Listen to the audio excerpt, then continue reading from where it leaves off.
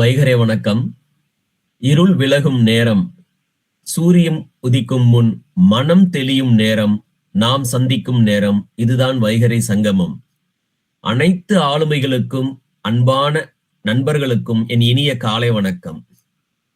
தினசரி காலை 5:22 முதல் 6:15 மணி வரை நடக்கும் ஆன்லைன் பயிற்சி மற்றும் சங்கமம். ஒவ்வொரு நாளும் ஒரு புதிய ஆளுமை, ஒரு புதிய சிந்தனை, ஒரு புதிய உத்வேகம். இந்த மாதம் முழுவதும் 30 ஆளுமைகள், 30 நாட்கள், ஒரே தலைப்பை சிந்தித்து வாழ்ந்து அனுபவித்து நம்மோடு பகிர்ந்து கொள்வார். இது வெறும் பேச்சு அல்ல, இது வாழ்க்கையை மாற்றும் ஒரு அரை மணி நேரம். இந்த மாதத்தின் தலைப்பு இந்திய சுதந்திரம். 1947 ஆகஸ்ட் 15. இரத்தத்தால் வாங்கிய சுதந்திரம், தியாகத்தால் கிடைத்த சுதந்திரம், பல்லாயிரம் உயிர்களின் கனவு இது. சுதந்திரம் என்பது வெறும் கொடியேற்றுவதல்ல, சுதந்திரம் என்பது சிந்திக்கும் சுதந்திரம், வளரும் சுதந்திரம், பிறருக்கு வாழ்வு கொடுக்கும் சுதந்திரம். நாம் அடிமையாக இருந்து வாங்கியது சுதந்திரம் அல்ல, நாம் தகுதியானவர்களாக மாறி பெற்றதே உண்மையான சுதந்திரம் என்று பெருந்தலைவர் காமராஜர் சொன்னது போல, இன்று நாம் ஒவ்வொருவரும் நம்மை மேம்படுத்திக் கொள்வதே உண்மையான சுதந்திர கொண்டாட்டம். அப்படிப்பட்ட சுதந்திர சிந்தனையோடு தன் வாழ்க்கையாலே பலருக்கு வழிகளில் இருந்து விடுதலை கொடுத்து கொண்டிருக்கும் ஒரு மாபெரும் ஆளுமையை இன்று நாம் சந்திக்க போகின்றோம். இன்றைய நம் உரையாளர் திருப்பூர் மாவட்டம் கனியூர் கிராமத்தில் திரு நாராயணசாமி, திருமதி ராஜாமணி தம்பதியாருக்கு மகளாக பிறந்தவர். சிறு வயதிலிருந்தே ஓவியம், கோலம், கவிதை போன்ற நுண்கலைகளில் ஆர்வம் கொண்டு அழகை உணரும் மனதோடு வளர்ந்தவர். குடும்ப வாழ்வில் 2 மகன்களின் தாயாகவும் ஓட்டுநராக பணிபுரியும் துணைவருடன் பொறுப்பையும் பாசத்தையும் இணைத்து செல்பவர். தொழில் முறையில் செவிலியர் துறையில் பட்டம் பெற்றவர். கடந்த 15 ஆண்டுகளுக்கும் மேலாக அரசு ஆரம்ப சுகாதார நிலையங்களில் தன்னலமற்ற சேவையாற்றுகிறார். தற்போது குமரலிங்கம் அரசு ஆரம்ப சுகாதார நிலையத்தில் செவிலியர் பயிற்சி மேற்பார்வையாளராக பணியாற்றி வருகிறார். நோயாளிகளுக்கு சிகிச்சை மட்டுமல்ல, செவிலியர்களுக்கு பயிற்சி வழங்கி அவர்களை பன்முக திறமையாளர்களாக உருவாக்கும் பணியையும் அர்ப்பணிப்போடு செய்து வருகிறார். இதனோடு பல்வேறு மாவட்டங்களுக்கு சென்று மருத்துவமனைக்கு தர மதிப்பீடு நிர்ணயம் சான்றிதழ் பெற பல பயணங்களின் வாயிலாக முனைப்புடன் செயல்பட்டு வருகிறார். மருத்துவ சேவையில் ஒழுக்கம், பொறுப்பு, மனிதநேயம் இந்த 3ஐயும் தீர்மானமாக கொண்டு இன்று வரை சிறப்பாக செயல்பட்டு வருகிறார். இலக்கிய துறைகளில் பல தளங்களில் பல தலைப்புகளில் கவிதைகளை வடித்துள்ளார். கவிதை போட்டிகள், பட்டிமன்றங்கள், கருத்தரங்கங்களில் பங்கேற்று மிக சிறந்த பின்னூட்டங்களை பெற்று வருகிறார். தமிழ் மொழி மீது கொண்ட பேரார்வத்தால் கவிதை, கதை, கட்டுரை என தன் படைப்புகளை தமிழுக்காக அர்ப்பணித்து வருபவர். அந்த வரிசையில் திருமதி வினோதினி அம்மையார் வழங்கிய முதல் வாய்ப்பை சிறப்பாக பயன்படுத்தி கனியும் கருங்காயும் என்ற தலைப்பில் புலவி அதிகாரத்தின் 10 திருக்குறள்களுக்கு கதை எழுதியுள்ளார். அந்த திருக்குறளுக்கான நூல் உலக சாதனை புத்தகத்தில் இடம்பெற்றது. அது ஒரு தனிப்பட்ட சாதனை மட்டுமல்ல, தமிழுக்கான பெருமை. மேலும் பல ஜூம் தளங்களில் புத்தக திறனாய்வு, சுய முன்னேற்றம் சார்ந்த உரைகளையும் தொடர்ந்து வழங்கி வருகிறார். ஜென் நெக்சஸ் குழுமம் நடத்திய சித்திரை திருவிழா நாளில் 100 நிமிடங்களில் 100 கவிதைகள் எழுதி அதிரடி ஆசுகவி பட்டம் பெற்றவர். 47 கவிஞர்கள் எழுதிய கவிதை தொகுப்பில் இவரது கவிதைகளும் இடம்பெற்று நூலாக வெளிவந்துள்ளன. இதனைத் தொடர்ந்து திருவாசகம் முற்றோதல் செய்து உலக சாதனை நிகழ்த்திய அழகிய பயணமும் இவருடையது. நற்புலரி என்னும் தளத்தில் தொகுப்பு நூலில் சாட்சியற்ற நிழல் என்ற தலைப்பில் கட்டுரை எழுதியுள்ளார். தற்போது மைண்ட் யுவர் மைண்ட் என்னும் அமைப்பின் மூலம் குழந்தை வன்கொடுமை என்ற விழிப்புணர்வு கட்டுரை சிந்தனை சிற்பங்கள் என்ற நூலில் எழுதியுள்ளார். இத்தனை பரிமாணங்களிலும் சாதனை படைக்கும் இவர் இன்று இந்திய சுதந்திரம் என்ற தலைப்பில் நம் சிந்தனையை உயர்த்த வருகிறார். இந்த மாதத்தில் பெங்களூரில் நடக்க இருக்கும் பாவாணர் பாட்டரங்க விழாவில் நெருப்பலையார் மரபு பாச்சுடர் என்ற விருது பெற இருக்கிறார். அறிவும் அனுபவமும் அறமும் ஒன்றிணையும் இந்த உரையை கேட்க நாம் அனைவரும் ஆவலோடு இருக்கின்றோம். ஆகவே 42வது நாள் வைகரை மேடையில் ஒரு நல்ல மனிதராக, ஒரு சேவை செம்மலாக, ஒரு இலக்கிய பயணியாக நம் முன்னே நிற்கும் திருமதி சிவகனி அவர்களை இந்த மேடைக்கு அன்போடும் மரியாதையோடும் பண்போடும் வரவேற்கின்றேன். Sivakani madam, the stage is yours.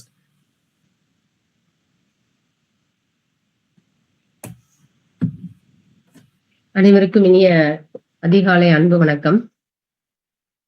என்னை சிறப்பாக அறிமுகப்படுத்திய டாக்டர் ஜெய் சார் அவர்களுக்கு மனமார்ந்த நன்றி.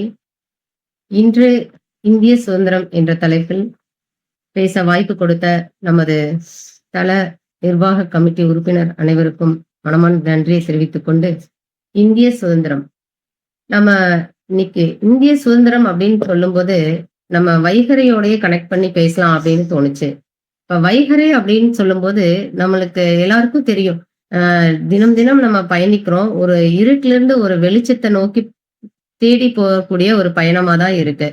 இன்னைக்கு வாழ்க்கையில நம்ம என்னைக்கு இருள நோக்கி இருள் அப்படிங்கிற ஒரு விஷயத்த நம்ம விரும்புவோமா அப்படின்னு கேட்டீங்கன்னா, நிச்சயமா இருக்க முடியாது.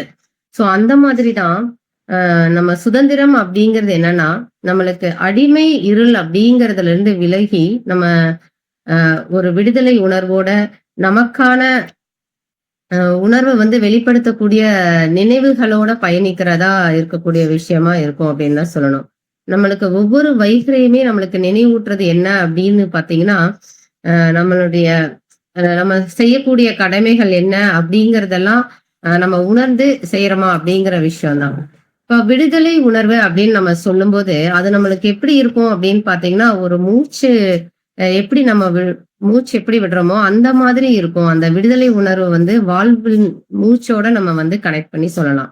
சோ அந்த வகையில நம்ம பார்க்கும்போது, இப்போ நீங்க உதாரணத்துக்கு எடுத்துக்கிட்டீங்கன்னா, நம்மளுக்கு ஒரு பயம் அப்படிங்கிற ஒரு உணர்வு இருந்துச்சுன்னு வச்சுக்கோங்களேன். நம்மளால எந்த விஷயத்தையும் செய்ய முடியாது. பார்த்தீங்கன்னா, அது நம்மளுக்கு ஒரு பயம் இருந்துச்சு அப்படின்னா, நம்மளால எதையுமே சாதிக்க முடியாது. அந்த மாதிரி தான் ஒரு அ இப்ப விடுதலைக்கு வந்து நம்ம போராடும்போது என்ன ஆகுது அப்படின்னு பார்த்தீங்கன்னா, இப்போ அந்த காலத்துலலாம் பார்த்தீங்கன்னா, சிறைக்கு போறதுக்கெல்லாம் மக்கள் வந்து பயந்துட்டு போராடுறதுக்கு ஒரு பய உணர்வோட இருந்தனால, அவங்கனால எதையுமே வந்து அச்சீவ் பண்ண முடியல அப்படின்னு தான் சொல்லணும். ஸோ இந்த பயம் இதெல்லாம் நம்ம தவிர்க்கணும் அப்படின்னு சொன்னோம்னா, நம்ம நம்ம நம்மளுக்குள்ள இருக்கிற உணர்வுகள் வந்து வெளிப்படணும். அது எப்படின்னு பாருங்க. நம்மளுக்கு இருக்கிற அறிவு அப்படிங்கிறத நம்ம கொஞ்சம் கூட யோசிக்கிறதே இல்ல. நம்மளுடைய அறிவ வந்து நம்ம எப்படி பயன்படுத்துறோம் அப்படின்னு பாருங்க. ஒரு சில விஷயங்கள்ல வந்து நம்மளுக்கு இது சாத்தியமாகுமா அப்படின்னு நம்ம சிந்திக்கும்போது, நம்ம அத செய்யறதுக்கு நிச்சயமா யோசிக்கிறதே கிடையாது. இது நம்மனால முடியும் அப்படிங்கிற நம்பிக்கை நம்மளுக்கு எப்படி வரும் அப்படின்னு கேட்டீங்கன்னா, நம்மளுக்கு ஒரு தெளிவான அறிவு, புரிதல் இருக்கும்போது மட்டும் தான் வரும். இது நம்மளுக்கு எப்படி உடைக்கலாம் அப்படின்னு பார்த்தீங்கன்னா, அந்த பயம் அப்படிங்கிற உணர்வு இல்லாம இருந்தா மட்டும் தான் அத முற்றிலும் உடைக்க முடியும். இப்ப பயம் அப்படிங்கிறது எந்த மாதிரின்னு பாருங்களேன். ஒரு சின்ன விஷயத்துக்கு கூட நம்ம பயப்பட்டுருந்தோம் அப்படின்னா, இந்த அளவுக்கு நம்ம வந்திருக்க முடியுமா? அப்படின்னு நம்ம நம்மளே நம்மளை கேள்வி கேட்டுக்கலாம். அதுக்கப்புறம் விடுதலை அப்படின்னு நம்ம சொல்லும்போது, நம்மளுக்கு ஒரு சக்தி மாரி அது. இப்ப நம்மளுக்கு ஒரு தேர்வே எழுத போறோம் அப்படின்னா, நம்மளுக்கு எல்லா விஷயம் தெரிஞ்சா மட்டும் தான் அத நம்மனால வந்து இம்ப்ளிமெண்ட் பண்ண முடியும். சோ நம்ம தேர்வு செய்யக்கூடிய விஷயங்கள் அந்த அது எந்த மாதிரி இருக்கும் அப்படின்னு பாருங்க. நம்மளுக்கு ஒரு விஷயம் தெரியும்போது, நம்ம வாய்ப்புகள் தேடி நம்மளே வந்து ஓடுவோம். அந்த மாதிரி விடுதலை அப்படிங்கிறது ஒரு சக்தி அப்படின்னு சொல்லலாம். சரி, நம்ம விடுதலை வந்து நம்ம சக்தி வச்சிருக்கோம். அந்த சக்தி வந்து நம்ம எப்படி இம்ப்ளிமெண்ட் பண்ண போறோம் அப்படின்னு பார்த்தீங்கன்னா, அத நம்ம செய்யக்கூடிய விஷயங்கள்ல ஒரு பொறுப்புணர்வோட உணர்ந்து செய்யும்போது மட்டும் தான், அந்த செயல்களுக்கு வந்து உண்மையான வெற்றி அப்படிங்கிறது கிடைக்கும். இங்க வந்து நம்மளுக்கு பொறுப்புணர்வு அப்படின்னு சொல்லும்போது, அது ஒரு உண்மையான சுதந்திரமா தான் நம்மளுக்கு வந்து கிடைக்கப்பெறுது. சரி. இது எல்லாம் இருக்கும்போதே நம்ம எல்லாருமே ஒன்றிணைவது எதனால் அப்படின்னு பார்த்தீங்கன்னா, அன்பு அப்படிங்கிற ஒரு ஒற்றை வார்த்தையினால தான். இந்த அன்பு வந்து எப்படி இருக்கும் அப்படின்னு பாருங்க. இப்ப நான் எனக்குள்ள மட்டும் அந்த அன்ப வச்சுக்கிறேன் அப்படின்னா, அது வந்து வெற்றியாகுமா அப்படின்னு பாருங்க. ஆனா, அதே அன்ப யாருக்கு கொடுத்தாலும் சரி, வாங்குனாலும் சரி, அதுல கிடைக்கக்கூடிய மகிழ்ச்சி அப்படிங்கிறதே ஒரு அலாதியானது அப்படின்னு தான் சொல்லணும். இந்த மாதிரி தான் நம்மளுடைய சுதந்திரம் அப்படிங்கிற விஷயம். நம்ம ஒரு அன்போடு இணைந்து நம்ம ஒன்றிணைந்து செயல்படும்போது, அந்த சுதந்திரம் எப்படி இருக்கும் அப்படின்னு பார்த்தீங்கன்னா, அது நம்மளுடைய அழகான உணர்வுகளை வந்து உயிர்ப்பிக்கக்கூடிய விதமா இருக்கும் அப்படின்னு சொல்லலாம். சரி, நம்ம நெறைய இப்ப ஒரு குழந்தைக்கே பாருங்களேன், நீங்க வந்து ஒரு அன்ப வந்து அதிகமா திணிச்சுட்டு, அந்த குழந்தை வந்து ரொம்ப ஃப்ரீடம் குடுக்குறேன் நானு அப்படின்னு சொல்லிட்டு நீங்க விட்டுட்டீங்க அப்படின்னா, அந்த குழந்தையுடைய ஆக்டிவிட்டீஸ் எப்படி இருக்கும்? அவங்களுடைய வாழ்க்கை எந்த மாதிரி போகும்? அப்படிங்கிறத நம்ம கேட்டுக்கலாம். இது மாதிரி தான் சுதந்திரம் அப்படிங்கிறது ஒரு கட்டுப்பாடு வேணும். இந்த கட்டுப்பாடு தான் வந்து என்ன பண்ணும்னா, நம்மளுடைய வாழ்க்கைய வந்து அழகாக்கும். அதாவது சுதந்திரத்தை எப்படி அழகாக்குது அப்படின்னா, அதுக்கு ஒரு எல்லை கோடு வந்து நம்ம நிர்ணயம் பண்ணணும். இப்ப ஒரு நதிய எடுத்துக்கோங்க. அந்த நதி வந்து எப்படி போகும்? அதாவது கட்டுப்பாடு இல்லாம போயிட்டு இருக்கு. ஒரு காற்றாற்று வெள்ளம் போல போகுது அப்படின்னா, அந்த நதியில வந்து எந்த பயனாவது இருக்குமா அப்படின்னு சொல்லி பார்த்தீங்கன்னா, நிச்சயமா இருக்க முடியாது.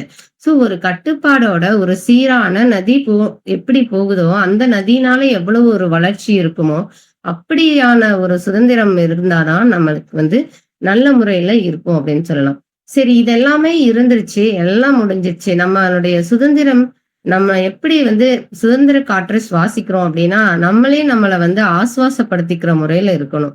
இப்ப என்னால நான் செய்ய முடியும் அப்படிங்கிற ஒரு நம்பிக்கை எனக்குள்ள வரும்போது மட்டும் தான், நான் வந்து அந்த சுதந்திரத்த வந்து நம்ம இப்ப வாங்கியிருக்கோம் இல்லையா? அந்த விடுதலை உணர்வு. அத வந்து என்னால மகிழ்ச்சியா ரசிச்சு வாழ முடியும் அப்படின்னு சொல்லி சொல்லலாம். சரி ஓகே. இன்னைக்கு குழந்தைகள் பள்ளிக்கூடத்துக்கு போறாங்க. எந்த குழந்தைகளாகட்டும், நம்ம அப்ப இருந்து எந்த தலைமுறைகள எடுத்துக்கிட்டாலுமே கூட ஒரு பள்ளி அப்படிங்கிறது எந்த மாதிரி இருக்கு அப்படின்னு கேட்டீங்கன்னா, ஒரு சிறை உணர்வு போன்ற சிறை உணர்வு தான் குடுக்குது. இன்னைக்கு பாருங்க எப்படா ஸ்கூல் லீவ் விடுவாங்க அப்படின்னு ஏங்காத குழந்தைகள் இருக்கிறாங்களா அப்படின்னு பாருங்க. அந்த மாதிரி தான் நம்மளுக்கு நம்மளுக்கு எப்படா விடுதலை கிடைக்காதா அப்படின்னு ஒரு சின்ன சின்ன குழந்தைகள் ஒரு பள்ளிக்கூடம் போறதுக்கு கூட விடுமுறை கிடைக்காதான்னு ஒரு விடுதலை உணர்வோட இருக்க மாதிரி, நம்மளோட இந்திய சுதந்திரம் எப்படி இருக்கு அப்படின்னு பார்த்தீங்கன்னா, நம்மளுக்கு ஒரு கல்வி சூழல் வந்து நமக்கு ஒரு நம்பிக்கையை தரக்கூடியதா இருக்கா? அது கூட ஒரு சில நேரங்கள்ல பார்த்தீங்கன்னா, பயத்த மட்டும் தான் குடுக்குது. இந்த பயம் தான் நம்ம என்ன சொல்றோம்னா, அதுதான் நம்மளை சுற்றி இருக்கக்கூடிய ஒரு சிறையா இருக்கு. இத வந்து நம்ம உதாரணத்துக்கு பார்த்தீங்கன்னா, அன்னைக்கு நம்ம போராட்டம் பண்ணும்போது மக்கள் வந்து பயந்தாங்க. எதுக்குன்னா, எல்லாரும் ஒன்று கூடி நம்ம போராட்டம் பண்ணும்போது, நம்மளை வந்து சிறையில போட்டுருவாங்க அப்படின்னு சொல்லி அவங்க யோசிச்சனால, பயந்துட்டு இருந்தனால, நெறைய பேர் வந்து விடுதலையை நோக்கி போராடவே இல்ல. இந்த டைம்ல வந்து பாத்தீங்கன்னா, நெறைய மக்கள் வந்து உப்பு சத்தியாகிரகம் இதுக்கெல்லாம் காந்தியடிகள் வந்து நெறைய போராடியிருக்காரு. அதாவது பயந்துட்டு அந்த போராட்டத்திற்கு தேவையான இப்போ நான் வந்து எனக்கு ஹெல்ப் பண்ணணும்னு நான் நெனைக்கிறேன்னா, என்கிட்ட இருக்கிற பணம்லாம் குடுப்பேன். ஆனா என்னோட பிரசன்ஸ் மட்டும் அங்க இருக்காது. சோ அந்த மாதிரி இவங்க வந்து என்ன பண்ணாங்கன்னா, உதாரணமா சொல்லணும்னா, நம்ம ஒரு ஃபன்னா சொல்லணும் அப்படின்னு வச்சுக்கோங்களேன். நம்ம கேஷுவலா பேசும்போது சொல்லுவோம்.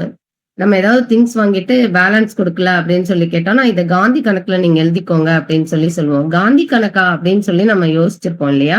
அதுக்கு வந்து என்ன சொல்றாங்கன்னா, காந்தியடிகள் வந்து உப்பு சத்தியாகிரகத்துக்கு வந்து போராடிட்டு இருக்கும்போது, அந்த அந்த கடலோர பகுதியில இருக்கிற மக்கள் வந்து இந்த போராட்டத்துக்கு போற எல்லாருக்குமே வந்து உணவு எல்லாமே ஃப்ரீயா குடுத்தாங்களாமா. இவங்க போய் சாப்பிடும்போது காந்தி கணக்குன்னு மட்டும் சொல்லிட்டு போனாங்கன்னா போதுமா, அவங்களுக்கு தேவையானது எல்லாமே குடுத்துருவாங்களாமா. இந்த மாதிரி தான் நம்ம இன்னைக்கும் காந்தி கணக்கு அப்படிங்கிறதுக்கு மீனிங் தெரியாமயே நம்ம இருக்கோம்.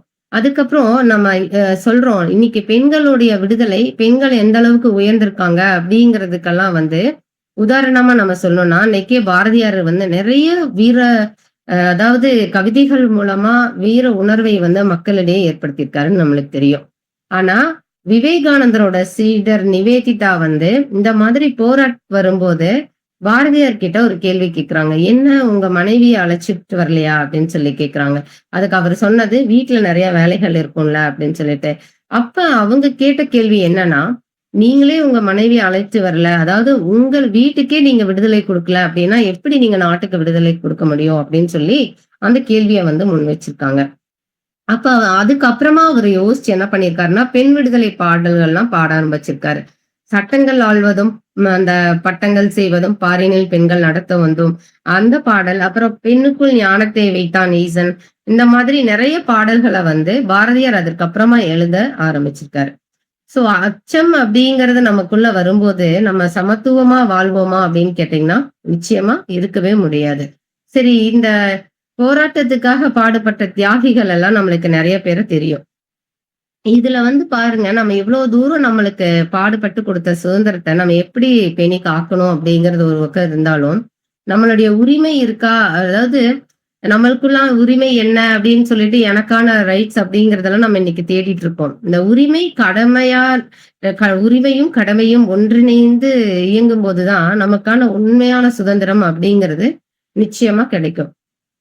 சரி, அதுக்கப்புறம் நீங்க பாருங்க நம்ம சொல்றோம்ல, இப்ப சுதந்திரம் கிடைச்சிருச்சு, சுதந்திரம் கிடைச்சிருச்சுன்னு. எவ்வளவு வளர்ச்சியா அடைஞ்சிருக்கு இந்தியா. நம்ம இவ்வளவு முன்னேற்றத்துல இருக்கோம். இன்னைக்கு பாருங்க வறுமையிலிருந்து வளர்ச்சியில நம்ம எவ்வளவு ஓங்கியிருக்கோம். அதுக்கப்புறம் கல்வியில முன்னேற்றம் அடைஞ்சிருக்கோம். சுகாதாரத்துறையில வளர்ச்சி அடைஞ்சிருக்கோம். விண்வெளியில நிறைய சாதனைகள் பண்ணியாச்சு. அறிவியல் தொழில்நுட்பம் முன்னேற்றம் இதெல்லாமே நம்ம வந்து பார்த்துட்டு தான் இருக்கோம். உலக அரங்குல பார்த்தோம்னா, இந்தியா அப்படின்னு சொல்லும்போது, நம்மளுக்குன்னு ஒரு தனி பெயர் இருக்கு அப்படின்னு கேட்டீங்கன்னா, அதாவது ஒரு வரலாறு அப்படிங்கிறது நம்ம சொல்றோம் இல்லையா? எத்தனையோ பேர் ரத்தத்துல சிந்தி இந்த இதெல்லாம் கிடைச்சதுக்கு அப்புறம், அந்த வரலாறு வந்து நம்ம சற்று உற்று நோக்கி பார்க்கணும். இதெல்லாம் கிடைச்சிருச்சு நம்மளுக்கு, சுதந்திரம் கிடைச்சிருச்சு. ஆனா நம்ம இந்த சுதந்திரத்த நம்ம எப்படி வந்து புரிஞ்சுக்கிறோம் அப்படின்னு பார்த்தீங்கன்னா, இப்ப எனக்கு கிடைச்ச ஒரு வீட்லயே பாருங்க நம்மளுக்குள்ள இருக்கிற அ அண்டர்ஸ்டாண்டிங் எப்படி இருக்குன்னு பாருங்க. நம்மளுக்குன்னு ஒரு இஷ்டம் போல வாழ முடியலையே அப்படிங்கிற ஒரு சின்ன கவலை எப்படியோ இருக்கதான் செய்யும். ஆனா, அந்த மாதிரி வாழ்றது வந்துட்டு, அ நம்மளுக்கு அது வந்து தவறான புரிதல்னால தான் அந்த மாரி நம்ம யோசிக்கிறோம்.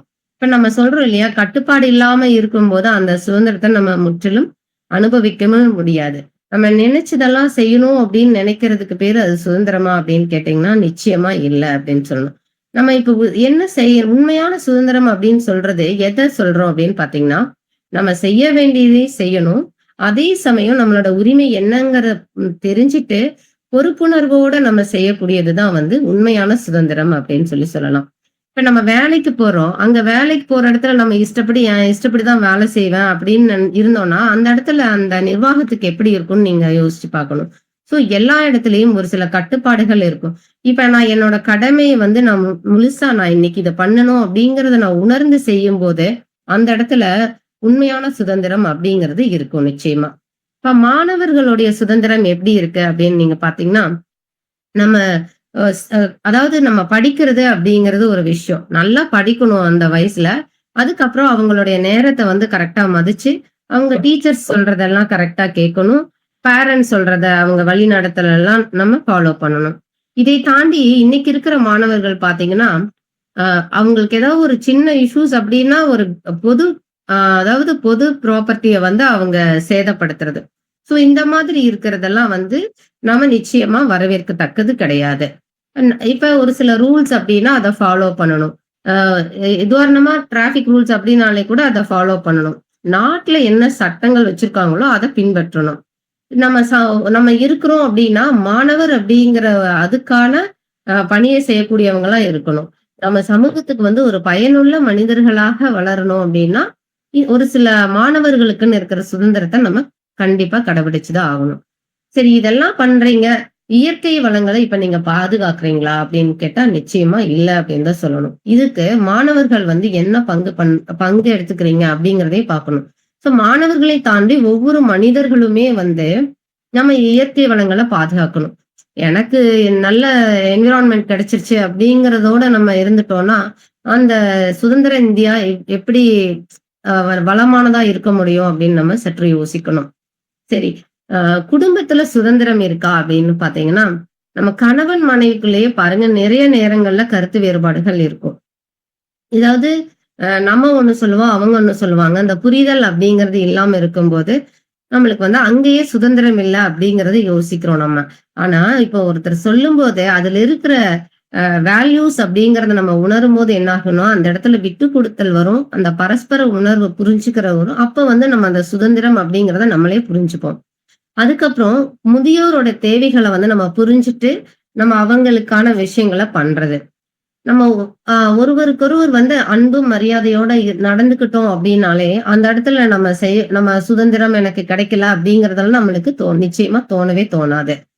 அதுக்கப்புறம் இப்ப நம்ம சுதந்திரம் அப்டின்னு சொல்லும்போது, நம்ம உரிமைகள பெறது மட்டும் கிடையாது. நம்ம சொன்னோம் இல்லையா? நம்மளுக்கான கடமைகள் அப்டிங்கிறது இருக்கும். அத நம்ம வந்து உணர்ந்து செய்யணும் அப்டிங்கிறது தான். இப்போ நம்ம சுதந்திரம் அப்படின்னு சொல்லும்போது, இன்னைக்கு இருக்கிற இளைஞர்கள் எப்படி இருக்காங்கன்னா, அவங்களுக்கு ஒரு ஃபோன் இருந்துச்சுன்னா போதும். அத அதுவே அவங்களுக்கு ஒரு மிகப்பெரிய ஃப்ரீடமா நெனைக்கிறாங்க. ஏன்னா, கையில ஒரு Facebook, WhatsApp இதெல்லாம் அந்த YouTube சேனல் இது இருக்கும்போது என்ன ஆகுதுன்னா, அவங்களோட நேரம் எப்படி போகுது அப்படிங்கிறதெல்லாம் தெரியறதே இல்ல. இதுல வந்து நம்ம என்ன அப்படின்னு பாருங்க, நான் சுதந்திரமா இருக்கேன் அப்படின்னா, மத்தவங்களோட சுதந்திரத்த வந்து நான் அழிக்காம வாழ்றேனான்னு ஃபர்ஸ்ட் நான் நான் வந்து என்ன கேட்கணும். அதுதான் வந்து அ அந்த கேள்வி கேட்கும்போதே நம்மளோட சுதந்திரம் என்ன அப்படிங்கிறத நம்ம தெரிஞ்சுப்போம். இப்போ நம்மளோட சுதந்திரம் அப்படிங்கிறது எப்படி இருக்கு அப்படின்னா, இந்த எல்லாருடைய சுதந்திரத்தோடயே இணைஞ்சு இருக்குது அப்படின்னு தான் சொல்லணும். என்னோட சுதந்திரம் அப்படிங்கிறது பிறரோட சுதந்திரத்த இணைஞ்சு இருந்துச்சுன்னா தான் அது ஒரு உண்மையான ஒரு நல்ல ஒரு சுதந்திரமா இருக்க முடியும். சரி, நம்ம பார்க்கிறோம் இப்ப மனிதர்கள் அப்படின்னு சொல்லும்போது, விலங்குகளுக்கும் மனிதர்களுக்கும் இருக்கிற வித்தியாசம் அப்படின்னு பார்த்தீங்கன்னா, விலங்குகளுக்கு வந்து ஒரு பசி உணர்வு வரும்போது, அந்த வந்து மத்த எது கிடைச்சாலும் சரி வேட்டையாடியாவது சாப்பிட்டுரும். ஆனா மனிதர்கள் வந்து அந்த மாதிரி அந்த குணத்திலிருந்து முற்றிலும் மாறுபட்டு இருக்காங்க அப்படிங்கிறது எப்படி தெரியும்னா, நம்ம பிற உயிர்கள துன்புறுத்தாம இருக்கும்போது, நம்ம மற்ற உயிர்கள வந்து நம்ம உணர்வுகள புரிஞ்சுக்கும்போது, இப்ப இன்னைக்கு நம்ம என்ன நினைக்கிறோம்னா, ஒரு ஃபேஷனா நினைக்கிறோம். அந்த பேர்ட்ஸ வளர்க்கறது, இதெல்லாம் ஒரு பெரிய ஃபேஷனா நெனச்சு அந்த பறவைய வந்து கூண்டுக்குள்ளலாம் புடிச்சு வச்சுட்டு பண்றோம். இதெல்லாம் வந்து அந்த அந்த பறவைக்கான சுதந்திரத்த வந்து நம்ம பறிக்கிற மாதிரி தான் இருக்கு. இதெல்லாம் வந்து நம்ம மாத்திக்கணும் அப்படிங்கிறது ஒண்ணு. இத நீங்க பாருங்க, ஒருத்தருக்கு அந்த பறவைக்கு சுதந்திரம் குடுக்கும்போது, அந்த பறவையோட ஃபீலிங் எப்படி இருக்குமோ, அந்த மாரி தான் நம்மளுக்கு சுதந்திரம்ங்கிற ஒரு உணர்வு பெறும்போது நம்மளுக்கு இருந்திருக்கும். கட்டுப்பாடுகள் அப்படின்னு நம்ம வைக்கும்போது, அந்த இடத்துல எப்படி இருக்கும் அப்படின்னு நம்ம கொஞ்சம் யோசிக்கணும். அதுக்கப்புறம் இன்னைக்கு இந்த உதாரணத்துக்கு நம்ம இயற்கையை எடுத்துட்டோம்னு வச்சுக்கோங்க. கடல் நீர் வந்து ஆவியாக்கி நம்மளுக்கு மேல போயி, அது வந்து திரும்பவும் மழையா நம்மளுக்கு குடுத்து, அந்த இயற்கைய வந்து செழிக்க வைக்குது. அந்த மாதிரி தான் நமக்குள்ள இருக்கிற சுதந்திர உணர்வு அப்படிங்கிறது எப்படின்னா, நம்மளுடைய அ அறிவு அப்படிங்கிற அந்த விஷயத்த வச்சு, நம்ம என்னலாம் பண்ணணும் அப்படிங்கிறத தான் நம்ம இங்க சிந்திக்கணும். இப்போ நம்மளுக்குள்ள இருக்கிற சுதந்திர உணர்வு அப்படிங்கிறது, உலகத்திற்கே நம்ம நம்மனால வந்து என்ன ஆகணும் அப்படின்னு பார்த்தீங்கன்னா, ஒரு செயின் எடுத்துக்கோங்க. அது வந்து ஒவ்வொரு சங்கிலியா இணைச்சுட்டு போற மாதிரி, நம்மளுடைய அன்பு, அறிவு இதெல்லாம் வந்து எல்லாரையும் ஒன்றிணைக்கக்கூடிய விஷயமா இருக்கும். இப்ப இறையுணர்வுன்னு நம்ம சொல்றோம் இல்லைங்களா? அது எப்படி இருக்குன்னா, நாம வந்து கடவுள் இல்லைன்னு நம்ம என்னைக்காவது சொல்றோம் அப்படின்னா, அது திருப்பி ஏதாவது ஒரு வகையில வந்து நம்மளுக்கு உணர்த்தும். அதாவது நம்மளுக்கு இருக்கிற ஒரு சிற்றறிவ வச்சு நம்ம வந்து சாதாரணமா சொல்லி கடந்து போக முடியாது அந்த விஷயத்த. நம்ம அந்த இறைநிலை அப்படிங்கிறத உணரணும் அப்படின்னா, அது எப்படின்னு கேட்டீங்கன்னா, அது நமக்குள்ள இருக்கிற அன்பு, கருணை, இந்த அதாவது மத்தவங்களுக்கு குடுக்கக்கூடிய மரியாதை, பொறுமையா நம்ம நடந்துக்கிறோமா, ஒருத்தங்க சொல்றத கேட்கிறோமா, இதெல்லாம் சேர்ந்து வரும்போது தான் என்ன ஆகுது அப்படின்னு பார்த்தீங்கன்னா, அந்த சுதந்திர உணர்வு அப்படிங்கிறதெல்லாம் நம்மகிட்டயே இருக்கும். இப்ப நம்மளுக்குள்ள இந்த மாரி விஷயங்கள் எல்லாம் என்ன ஆகும்னா, நம்மளே ஒரு மேம்பட்ட சிந்தனையுள்ள மனிதர்களாக மாறுவோம். மத்தவங்கள பத்தி ஒரு சின்ன குறை சொல்லணும் அப்படிங்கிறதெல்லாம் நம்மளுக்கு தோணவே தோணாது. அதுக்கப்புறம் நம்மளே பார்த்து ம் நான் வந்து ரோல் மாடலா இருந்தேன்னா, என்ன பார்த்து இன்னொருத்தவங்களும் மாறக்கூடிய வாய்ப்பு இருக்கு. இப்ப நான் நான் எனக்கு வந்து ஒரு நேர்மறையா என்ன வச்சுக்கணும்னு நினைக்கும்போது, என்னை சுற்றியும் என்ன ஆகும்னா, நேர்மறை அதிர்வுகள் தான் வரும். இதனால என்ன ஆகுது அப்படின்னு பார்த்தீங்கன்னா, இந்த மன அழுத்தம் அதெல்லாம் தவிர்க்கும்போது என்ன ஆகுதுன்னா, நமக்குள்ளேயே ஒரு நல்ல ஒரு உணர்வு வந்து பிறக்கும். சரி, இப்ப நம்ம வந்து ஒரு சின்ன கதை ஒண்ணு பார்ப்போம். ஒரு மீன் வந்து ஆத்துல வந்து இருந்துச்சாம். அந்த மீன் எப்படி இருக்கும்னா, ரொம்ப அழகா ஒரு வானவில் போன்ற நிறத்துல இருந்துச்சாமா. அந்த மீனுக்கு வந்து அந்த சின்ன குளத்துல இருக்கிறது வந்து ரொம்ப போரிங்கா இருந்ததுன்னு சொல்லிட்டு, அத வந்து மத்த மீன்கள்ட்ட எல்லாம் சொல்லிட்டு இருந்துச்சாம். எனக்கு வந்து இந்த இடமே புடிக்கல. நம்ம இத்தன நாள் ஒரே இடத்திலேயே இருக்கிற மாதிரி இருக்குது அப்படின்னு சொல்லிட்டு, அது ரொம்ப ஃபீல் பண்ணி சொல்லிட்டு இருந்துச்சாமா. அதுக்கப்புறமா அந்த குளத்துக்கு வந்து ஒரு மீனவர் வந்து மீன் பிடிக்க வந்திருக்காரு.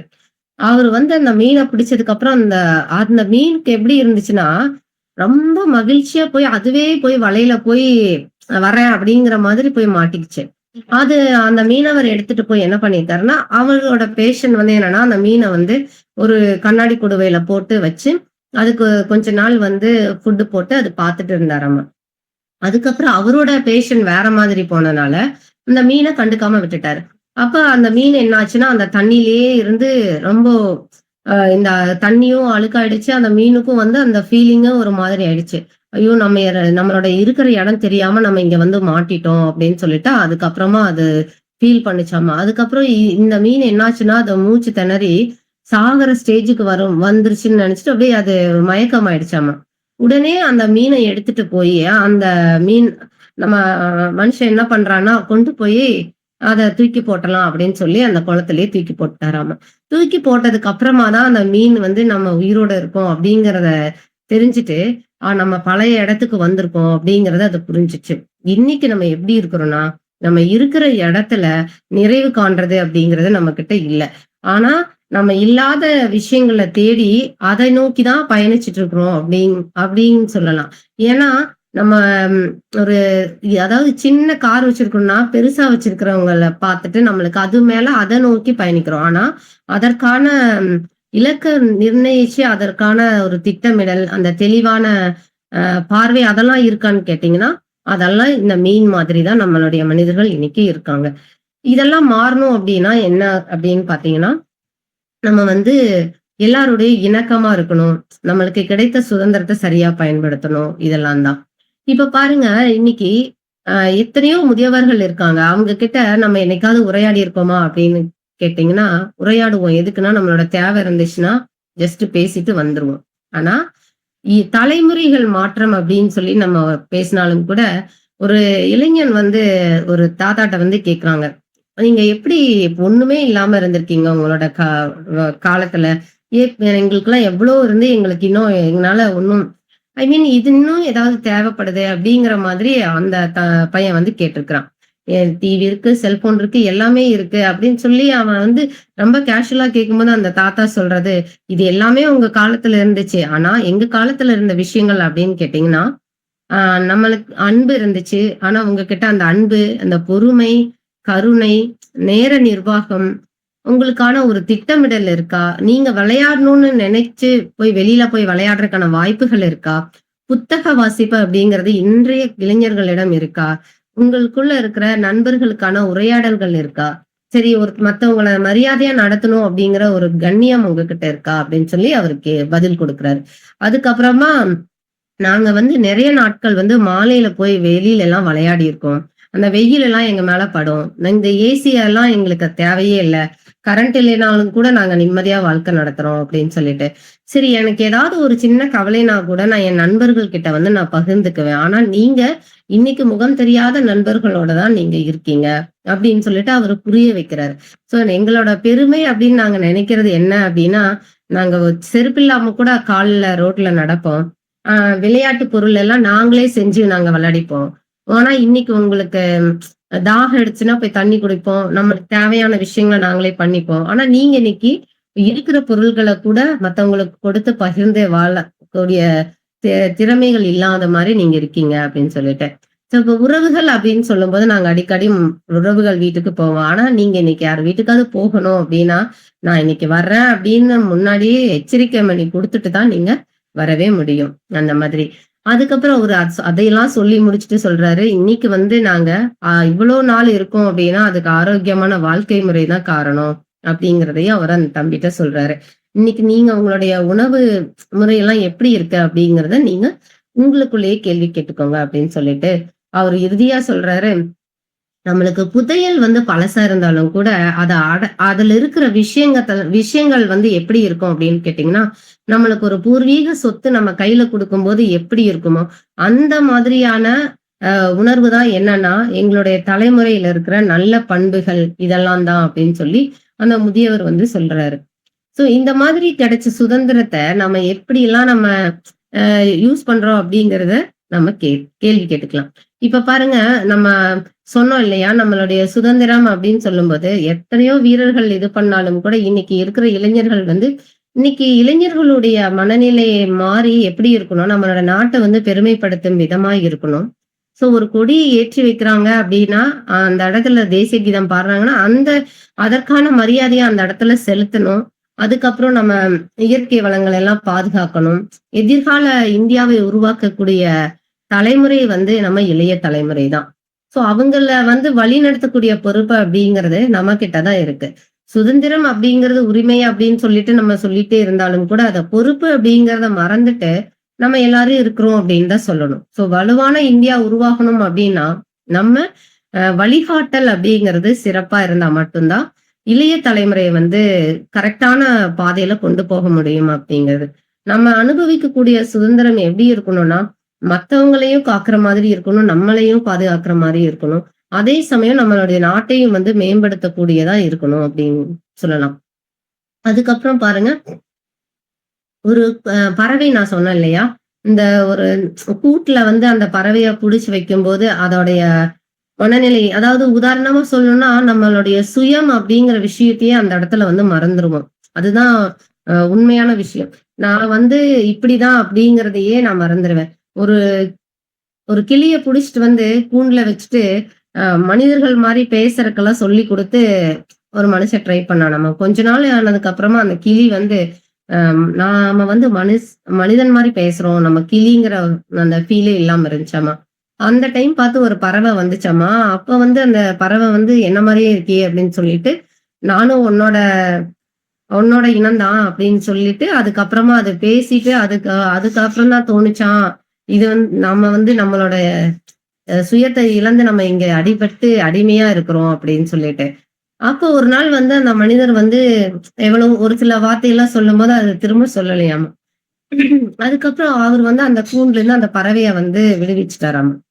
இதுல என்னன்னா, இந்த கிளி வந்து சுதந்திரமா வெளிய போகும்போது, அதோடைய சுயமா அதோட இறக்கைகள் மூலியமா பறந்து, அதனுடைய சுற்றத்தோட போய் சேரும்போதே, அந்த உணர்வே வந்து வேற மாதிரி தான் இருக்கும். ஸோ அந்த மாதிரி தான் நம்மளுடைய உணர்வுகள் அப்படிங்கிறது இருக்கும். இன்னைக்கு நம்ம நெறைய விஷயங்கள பார்க்குறோம். எனக்கு சுதந்திரம் கிடைக்கல அப்படி இப்படின்னு சொல்லிட்டு. இன்னைக்கு குழந்தைகளுக்கான சுதந்திரம் அப்படின்னு நம்ம சொல்றோம். குழந்தைகளுக்கான சுதந்திரம் நம்ம சொல்லும்போது, நம்ம குழந்தைகளுக்கு எப்படி நம்ம எல்லாமே குடுத்தாலும் கூட, நம்ம ஒரு நம்பிக்கை அப்படிங்கிறத குடுக்கணும். அதுக்கப்புறம் ஒரு சின்ன விஷயத்துல அவங்க தயக்கம் படுறாங்கன்னா, அத வந்து வழிகாட்டக்கூடிய இடத்துல இருக்கணும். ஒரு தவறு செஞ்சாங்கன்னா, அத செஞ்சு அதுல இருக்கிற விஷயங்கள கத்துட்டு, அதுல இருந்து அவங்க என்ன கத்துக்கிறாங்க அப்படிங்கிறதையும் அவங்க தெரிஞ்சுக்கணும். அதுக்கப்புறம் நம்ம ஒரு ஃபன்னா ஒரு 2, 3 விஷயத்தோட முடிச்சுக்கலாம். ஒரு டைம் வந்துட்டு ம். நேரோட கார் வந்து பிரிட்டிஷ் பிரிட்டிஷ் அரசவைக்கு வந்துச்சாமா. அப்ப அவங்க சொன்னாங்களாமா, நேரோட காருக்கு வந்து தடை போட்டிருக்காங்க. அதனால காரெல்லாம் உள்ள வரக்கூடாது அப்படின்னு சொல்லி சொன்னாங்களாமா. அப்ப நேரு வந்து ஒரே இதுல என்ன பண்ணாராமா, கார நிறுத்திட்டு அவரு இறங்கி நடந்து வந்துட்டாராமா. அப்ப சொன்னாங்கம்மா, "நேரோட காருக்கு தானே தடை போட்டிருக்கீங்க. எனக்கு இல்லல்ல. அதனால நான் வரேன்" அப்படின்னு சொல்லிட்டு நேரு உள்ள வந்து, அதுக்கப்புறமா அவரோட விஷயத்த எல்லாம் வந்து பேசினாராமா. அதுக்கப்புறம் அ பாரதியார் வந்து நகைச்சுவை நம்மளுக்கு நெறைய விஷயம் தெரியும். அவருடைய படைப்பாற்றல் அப்படின்னு சொல்லணும்னா, அ சொல்லிக்கிட்டே போலாம். அந்த மாதிரி ஒரு டைம் வந்து, அவரு வந்து சாப்பிடுறதுக்கு வந்து உணவு கேட்டிருக்காரு.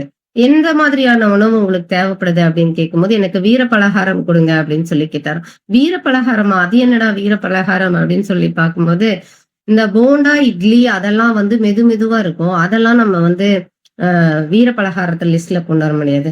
இந்த மாரி முறுக்கு, பக்கோடா அதெல்லாம் வந்து நல்லா கடிச்சு நொறுக்கி நொறுக்கி சாப்பிட முடியும். ஸோ அந்த மாதிரியான ஒரு பலகாரம் எடுத்துட்டு வாங்கன்னு சொல்லி சொன்னாராமா.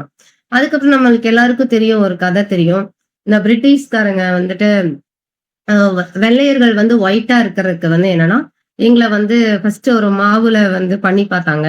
அது வந்து ரொம்ப ஒயிட்டா இருக்கிறனால வெள்ளையர்கள் படிச்சாங்க. அதுக்கப்புறம் கொஞ்சம் லைட்டா ரொம்ப வேக வச்சாங்க. அதுக்கப்புறம் அது ரொம்ப கருப்பாயிடுச்சு. அதுதான் வந்து கருப்பின மக்கள். அப்புறம் பக்குவமா இது பண்ணி பார்த்தாங்க. அதுதான் நாங்க.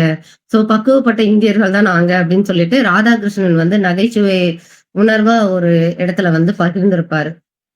சோ அந்த மாதிரி நம்மளுக்கு ஒரு ஒரு சில நேரங்கள்ல பாருங்க நம்ம எவ்வளவுதான் கையில கடந்த அதாவது இந்த அ நம்மளுக்கே தெரியாம நம்மளே ஏமாத்துற மாதிரியான ஒரு சில விஷயங்கள்லாம் நடக்கும் அலுவலகத்துல எல்லாம். அந்த மாதிரி ஒரு டைம் வந்து ரகசிய உளவாளிகள் என்ன பண்றாங்கன்னா, அந்த பிரிட்டிஷ் அரசுக்கு வந்து உளவு சொல்றதுக்காக என்ன பண்ணியிருக்காங்கன்னா, பிரிட்டிஷ் அதிகாரி வந்து உளவாளிக்கு ரூ. 24 வந்து பணம் குடுத்திருக்காரு. இதுல வந்து திலகர் அவரு என்ன திலகர் கிட்ட வேலை செஞ்ச உளவாளி என்ன பண்ணியிருக்காருன்னா, "சம்பளமே பத்தலைங்கய்யா" அப்படின்னு சொல்லி கேட்கும்போது அவர் சொல்லியிருக்காரு, "நான் குடுக்குற ரூ. 6யும் பிரிட்டிஷ்காரங்க குடுக்குற ரூ. 24யும் சேர்ந்து ரூ. 30 உனக்கு பத்தலையா?" அப்படின்னு சொல்லி கேட்கிறாரு. இந்த மாதிரி தாங்க இருக்கு. இந்த மாதிரியான மக்கள் இருந்தாங்கன்னா, இப்போ இல்ல எப்பவுமே வந்து நம்ம நாடு வந்து முன்னுக்கே வராது. ஸோ இந்த மாதிரியான உணர்வுகள் எல்லாம் நம்ம படிச்சாலும் கூட நமக்குள்ள இருக்கிற அந்த சுதந்திர வேட்கை அப்படிங்கிறது இருந்துட்டே தான் இருக்கணும். ஸோ அதற்கான வழிமுறையா நம்ம என்ன பண்ணணும்னா, நமக்கான உரிமை, கடமை இதெல்லாம் ம் அ இதெல்லாம் உணர்ந்து நம்ம பொறுப்புணர்வோடு செயல்பட்டாலே நம்ம கிடைக்கப்பட்ட இந்திய சுதந்திரம் முற்றிலும் ஒரு பொக்கிஷமாக, ஒரு வரமாக